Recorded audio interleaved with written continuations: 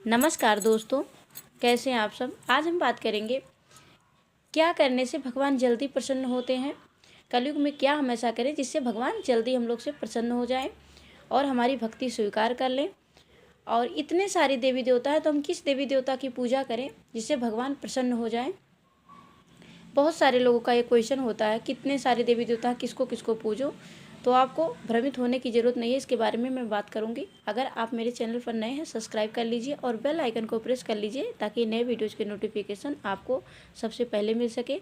Video को like करके comment में राधे राधे ज़रूर लिखिएगा। अगर यह जानकारी अच्छी लगे तो शेयर ज़रूर कीजिएगा।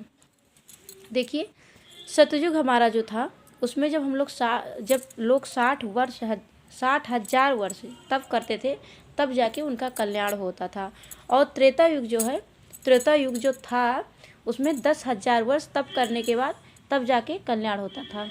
और द्वापर युग में 1,000 वर्ष जब तप करते थे तब कल्याण होता था और मुक्ति होती थी।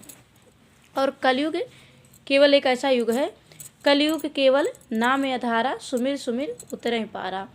कलयुग में केवल आप भगवान का नाम जप करेंगे, भगवान के आश्रय में चले जाएंगे, नाम जप करेंगे, पूजा पाठ करेंगे, नाम जप मात्र से भगवान कल्याण कर देंगे और मुक्ति भी हो जाएगी।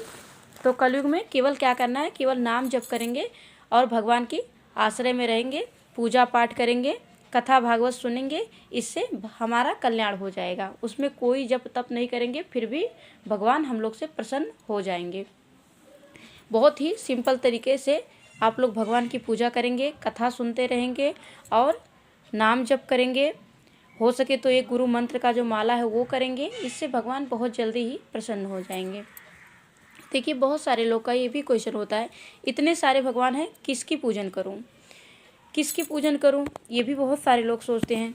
देखिए, आपके किसकी पूजन, इतने सारे भगवान है तो सही है, लेकिन आपके हृदय में जो सबसे प्रिय हैं, जो आपके हृदय में सबसे प्रिय हैं, उन्हीं की आप पूजा कीजिए।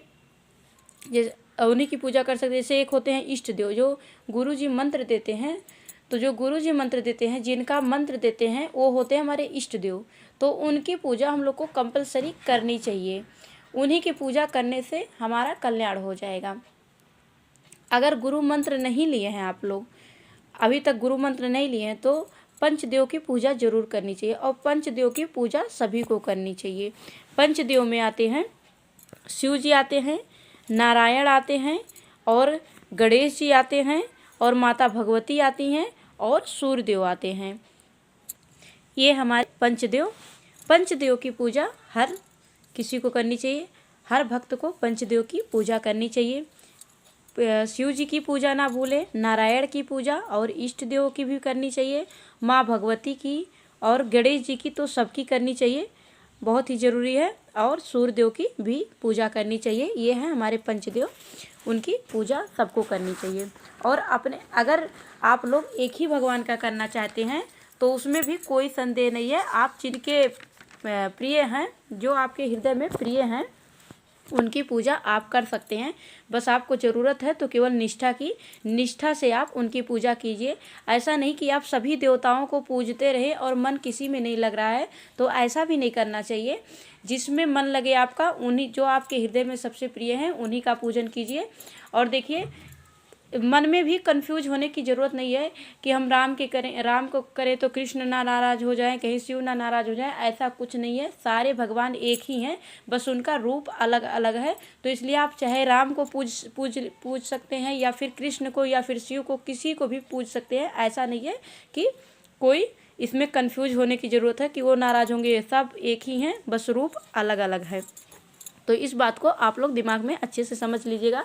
बहुत सारे लोग ये क्वेश्चन लेके बहुत परेशान रहते हैं कि किनकी पूजा करूं, किसकी ना करूं। तो आप इस कन्फ्यूजन में कभी मत रहिएगा।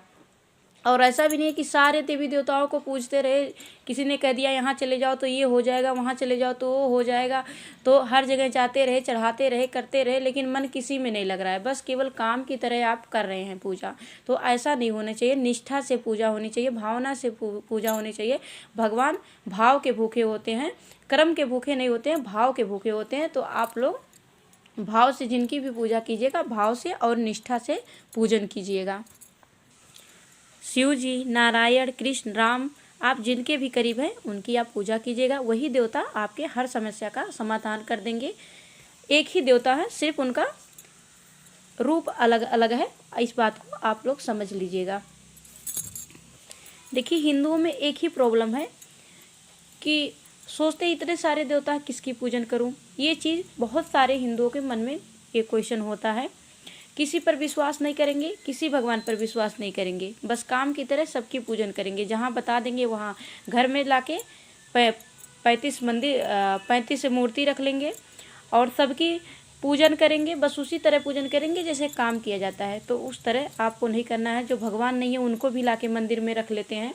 देखिए जो भगवान नहीं है उनको मंदिर में रखना नहीं चाहिए। जैसे साईं बाबा हो गए तो भगवान नहीं है हम लोग के हिंदू धर्म में उनका कहीं वर्णन नहीं है भगवान के रूप में। तो उनको आप मंदिर में अगर रखे हैं तो हटा दीजिए, नहीं रखना चाहिए। और आप लोग एक देवी देवता को किसी को भी पूज सकते हैं, और ऐसा एक देवी देवता का पूजन करें तो अच्छा है, और पंचदेव की करें तो भी अच्छा है। पंचदेव की पूजन वैसे करनी चाहिए, हर भक्त को पंचदेव की पूजन करनी चाहिए। राधे राधे।